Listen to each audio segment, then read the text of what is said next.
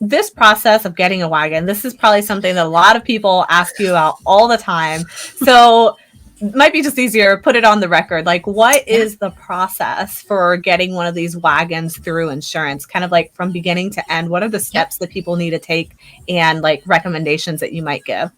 Yeah, absolutely. So we put a form on our website. This form is a verification form. So like I think there's a lot of confusion about what we're doing at that point.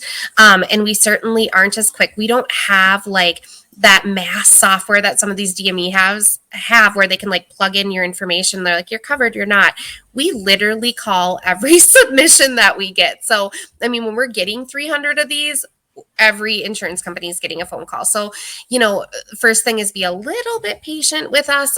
We are trying to upgrade it. We've hired additional staff. We're doing the best we can, but fill out the form. Step one, make sure that you're using your child's name. Give us the most accurate information, child's date of birth. Make sure you list a secondary insurance if you have it. Don't leave that off. Make sure that you're giving us the accurate primary insurance. At that point, what we're going to do is we're going to do a soft verification. People get really confused at this point because sometimes they're like, I want my denial, but we haven't submitted a claim. That's not where we're at. We just want to see if we're able to even start the process of saying, okay, you have coverage through us. Maybe it's in-network coverage. Maybe it's out-of-network coverage, but there's still benefits there. Maybe you've got a large deductible. We need to talk about that. We don't want the whole thing shifted to your deductible because if it becomes your responsibility at that point, we don't really have the capability, to issue these discounts that you could get through, either the special needs program with Wonderfold or, if you're just buying it retail, we can do 20% off and no tax, free shipping.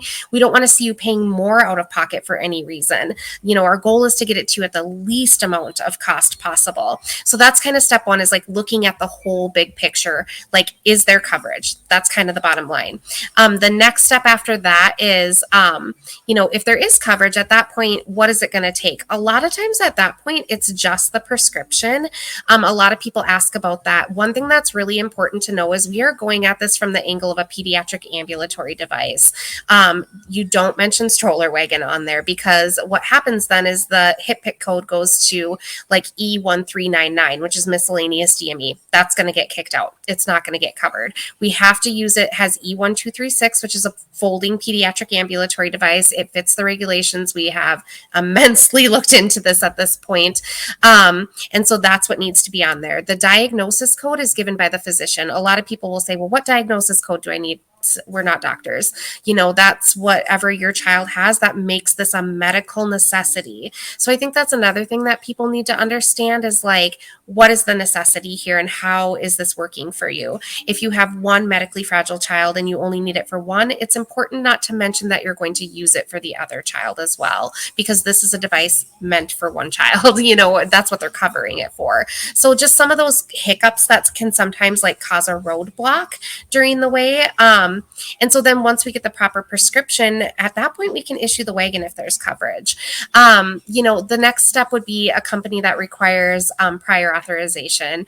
I literally have named it like kind of the prior authorization hellhole because, this is like an icky, we don't like to see PAs being needed because we submit them, and now I've gotten to the point where I actually have an IT team tracing the fax and the fax machine that receives it, because I swear, like every time you call them, they're like, we never received anything. And we're like, why are we crazy? Like, where do these faxes go? So kind of what we recommend at that point, for this process is we're going to initiate the prior authorization. We tell the parent at that point to follow up in a couple days, because if you get that we don't have an answer, we want to call them back and be like, this is where we sent it. This is the fax that received it.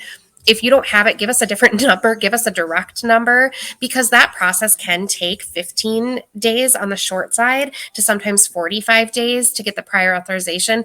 And at the end of the 45 days, it could still come back denied. And so we just don't want to drag it out for parents that are, waiting for this device months and months and months just to be told no. And if you need the prior authorization, it's good to be proactive to not only get the prescription, but to go ahead and get whatever else you can. So for sure, a letter of medical necessity. If you can get clinical notation from the visit, if you've got, an OT therapist that can give you any recommendations as to why this is helpful, anything that we can gather in a packet to send that off to say, like, this is why we need this device. And that's kind of the steps that are taken. There's parents that wish to wait out their deductible, like where it can make sense. If your deductible is maybe, only $1,500 and you're like, I'm going to meet that, then let's wait till you get to that point and, take a peek at it then.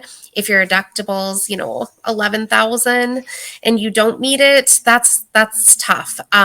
But one thing I did want to mention is we do have it approved now to take HSA and FSA cards with a medical necessity. So if you've got, HSA funds that you want to use towards that, or FSA funds, we are able to facilitate that too with the discount. So, we can get it 20% off, no tax, free shipping. And sometimes that does come to even a little bit more savings for some people. So, wow. So what I'm hearing is that sometimes it's better to try at the end of the year because you've probably met most of your deductible by that point, and you have your FSA funds that you got to use up at that point. That makes sense. Thanks for checking out this segment from the Embracing Autism IRL podcast. Check out the full episode on our channel, and don't forget to subscribe, comment, and share to help us continue to spread more awareness. And if you'd like to support what we do, make sure to visit our website at autismwish.org and click on Give to find out how you can help our mission of spreading acceptance and awareness. Your generosity helps us sustain our mission, keep our website running and our podcast going, so we can focus on continuing to reach thousands of autism families across the world. Thanks.